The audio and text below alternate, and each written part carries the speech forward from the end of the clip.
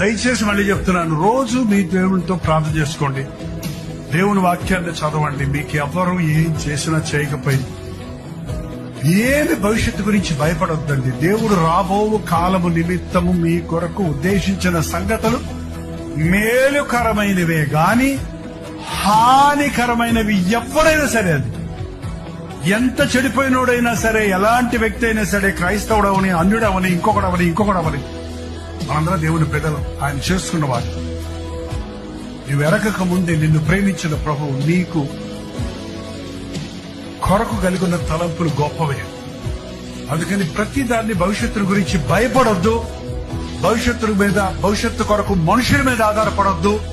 నాకు డిగ్రీలుంటే బతికిపోతాను, నాకు డబ్బులుంటే బతికిపోతాను, నాకు ఇల్లు ఉంటే క్షేమంగా ఉంటాను, నాకు ఇతర దేశంకి వెళ్ళి సెటిల్ అయిపోతే నాకు ఇంకెవడు తొంట ఉండదు అనే ఆలోచనలతో మనుషులు నిండిపోతాడు.